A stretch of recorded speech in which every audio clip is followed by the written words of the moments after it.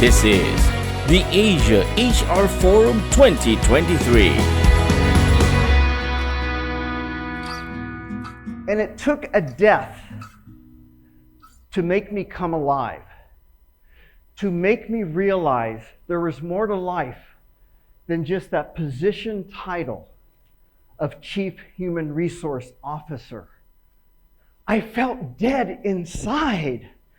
I was at a fabulous company, making great money, all those things that Mark talked about earlier. I was doing great on paper. I had it all, but I was dead inside. And then I find myself one beautiful June day in a lovely church, listening to people talk about what a wonderful man my father was. I was at the memorial service for my dad. He was a great guy. He lived to be like 88. Wonderful, wonderful man.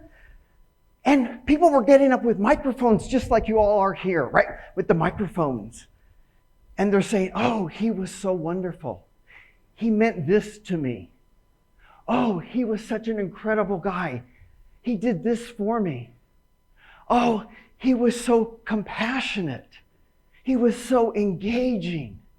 He was so loving. He was an incredible leader. Now, my dad was an airline pilot. He flew for decades and decades and decades. And the people that were coming up were all the crews that he flew with. And they were just saying, he respected us so much. He treated us so well.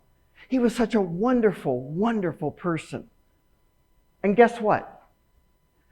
In that moment, as I'm sitting there, listening to this, it just hit me. Oh my gosh, I did exactly what we do in life. We make it about ourselves. I said, what are they going to say about me? What if this was my memorial service? What if this was people were talking about Paul's legacy? What were they going to be saying? Oh, he was a great chief HR officer. He was a great HR officer that was a chief. He was a great HR chief officer.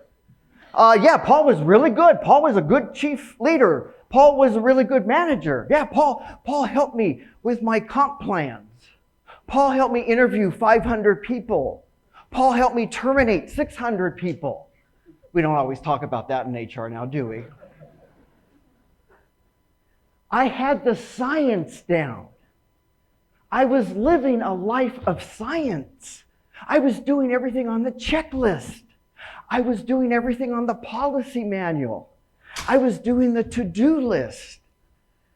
I was doing everything I was supposed to do in my life. But I was lacking the art.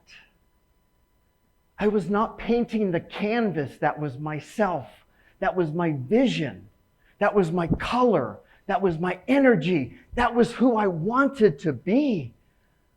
So I had reached the pinnacle, but there was no there.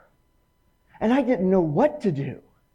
And when I realized it, sitting in that church, you want to talk about, I know churches are made to have like epiphanies, but this was a really big epiphany for myself. And I realized, I've got to do something. I've got to do something else. Mark just talked about losing 18 colleagues from his organization.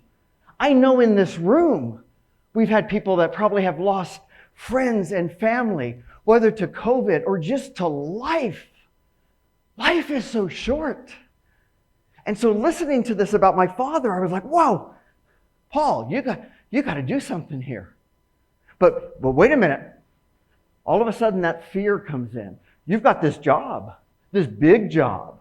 You're recognized for all of this. You're recognized to be this. You're asked to speak at this. You do all this wonderful things. Are you sure you want to leave that security? I wasn't sure I wanted to leave that security. But when I realized what it meant, when I realized that my values in life were being compromised, They weren't being acknowledged. So I valued independence. I valued creativity. And I valued helping others succeed, serving others. Those were my values. They still are, plus many more. But those were not being served in the job I was in. Not because of the company, great company. Not because of the people I worked with, great people I worked with. Not because of the environment. It was where I was in my life. I wasn't listening to the art. I wasn't listening to the heart. I was listening to my mind. I was listening to my ego. And my ego said, stay where you are. You're never going to get a job like this again. Don't give this up. Are you crazy? But I knew I had to go out and do something different. I knew that I had something compelling inside to do. So I kind of thought to myself, okay, what is that I need to do? What is that vision I want to have? What is that influence I want to have? So my sister said to me during that time, service is the best love language. No, I got that. No. And she looked at me and she says, look at me, Paul. My sister was very assertive, very confident leader. She was, service is the best love language. Are you servicing yourself with love? Because I don't think you are. And how can you help others if you haven't helped yourself? So there was a piece around that hit home for me. Wow. So my values were compromised. I didn't have a clear vision. It was so clouded of what I wanted to do. I had goals, but don't mix up goals with values. My company was like every other company. We had SMART goals, and we had our performance management plan, and we had all those wonderful things. Because I had incredible team members that created all of that. So we had goals, but I didn't have a vision for success. But more importantly, ladies and gentlemen, my tribe in here, my HR brethren that I feel so at home with, is I didn't have my own vision for success. I was helping so many other people, but it was all empty in here. The first thing I had to do in terms of influencing was influence myself around this. What was I going to do to kind of like give myself that hug, so to speak, to take care of myself and move me in the direction of what success looked like? I could tell you what success would look like, but I couldn't tell you what success would feel like. And it was that feeling that was missing. I could go through all of the motions. I could do the town halls. I could go to the board meetings and report out on the people analytics and our latest engagement scores and all of those surveys. And I could do all of that really well. I hired smart people, much smarter than me, and then I got out of their way. I did that because I was fearful that I knew that I didn't know enough. But that's a really great practice, by the way. Hire smart people and then get out of their way. Always think about that. So I recognized in that moment, I needed to take a courageous step. I needed to take a step, as we say, out of our comfort zone. I'm not always sure what that means sometimes. I hear that all the time. You got to step out of the comfort zone. You got to step out of the comfort zone. And it's going to feel like this and it's going to feel like that. Again, those are all kind of science things. I wasn't sure what I was going to be doing, but I knew I had to kind of reveal my courage to do something different. I went back to my mother. And many, many times when I went to school, it took a lot of courage from my mother to help me fulfill my courage. I was one of those kids in school who didn't always quite fit in, right? And when kids don't always fit in school, sometimes they are labeled certain things, and sometimes they're picked on. And I was certainly picked on quite a bit. There was a couple years in my education that I was bullied physically. So I would never want to go to school sometimes.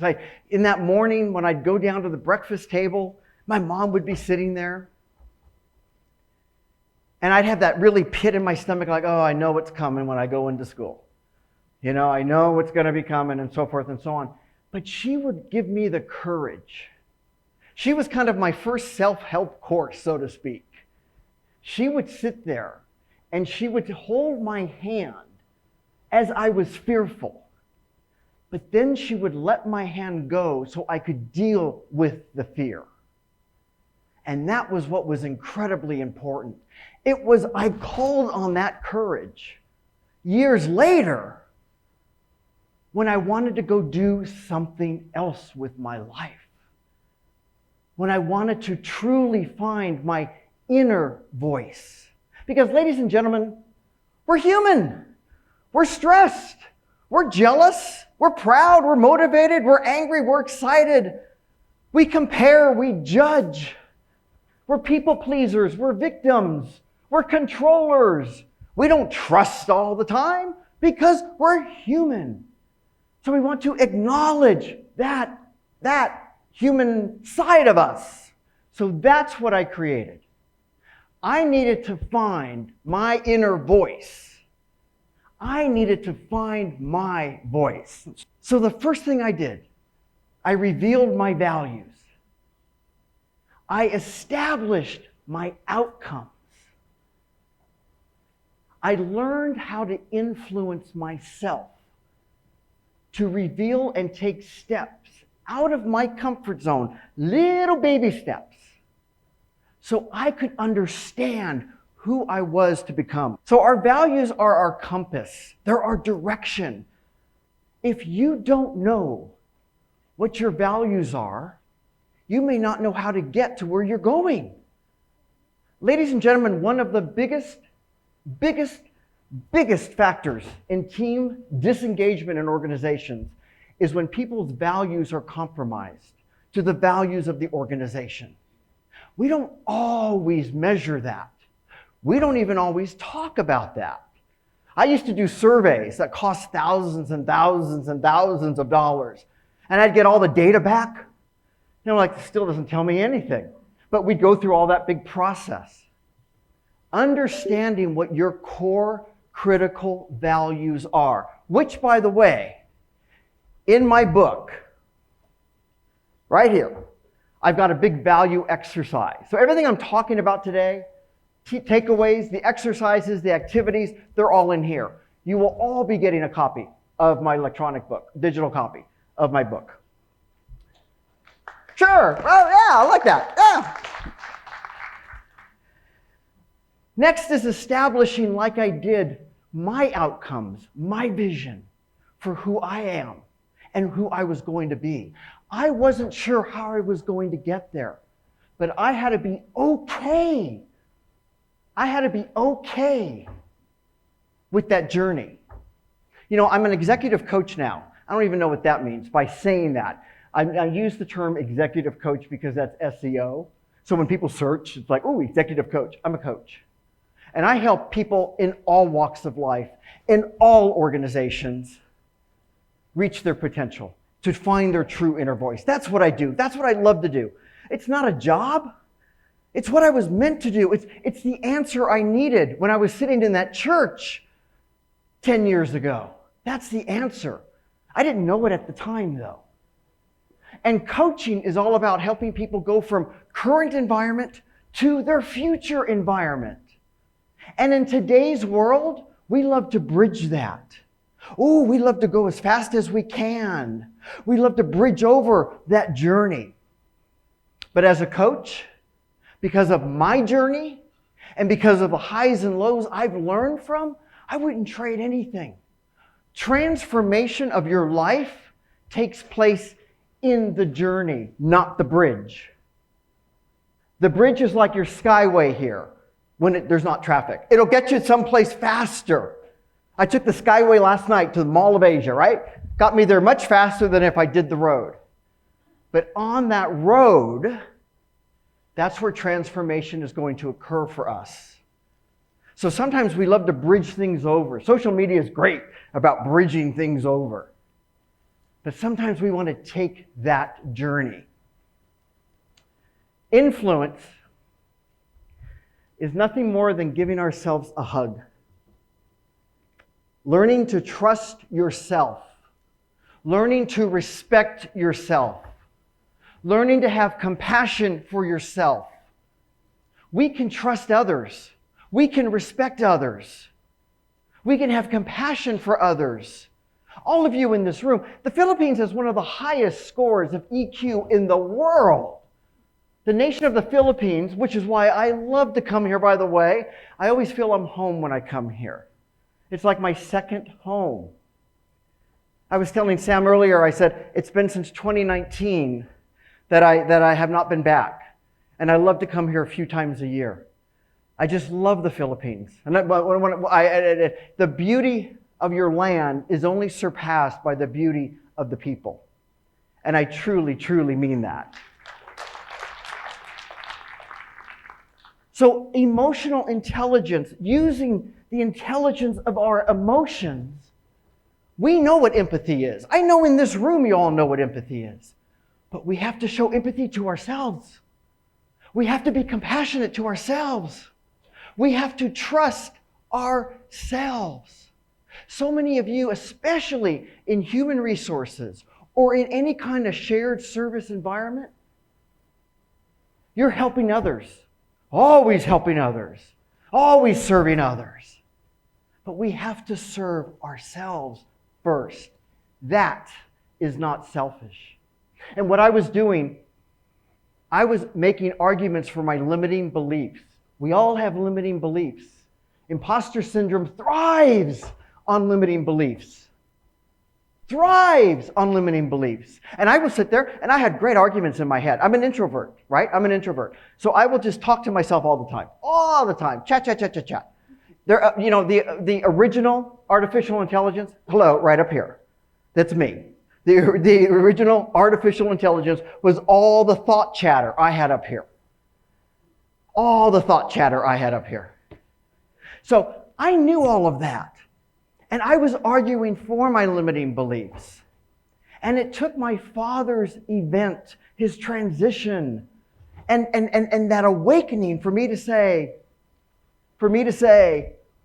time for me to wake up. Time for me to not get rid of my limiting beliefs, but push them aside. And then lastly, it's that courage. It's the courage I talked about that a mother has or a father has for their child. It's that courageous behavior where we can help one another, but we know we have to also let them go into the world. That belief, that courage. There's no such thing as people that are not courageous. I hear that all the time. Oh, I don't want to do that. I don't have any. We're all courageous. It's a matter about how we reveal that courage to ourselves first.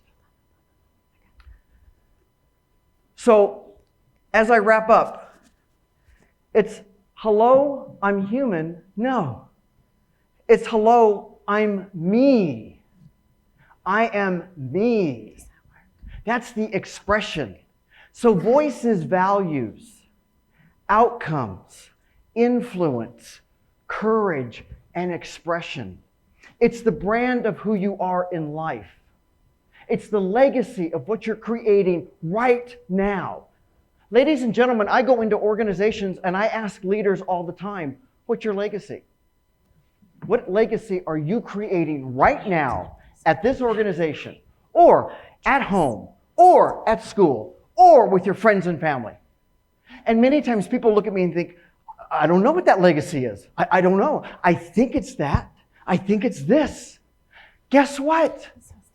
If you don't author your own legacy, it's being authored for you by everyone else who's judging. and everyone else who's assessing, because that's what we do. And not that that should matter, but own your legacy. Own who you are. Stand in your truth. Stand for who you are. Hello, I am me. That's my expression. So that's my mother. That's what she brought into me. Here's my father and what he did for me. And here's my late sister, a hashtag big sister wisdom. Service is the best love language. She passed away soon after my father. So I went through a series of transitions in my life where I learned from all of that. Because hello, I'm who I am now, gray hair, wrinkles and all, and I stand in that because I am enough. Ladies and gentlemen, thank you so much for your attention.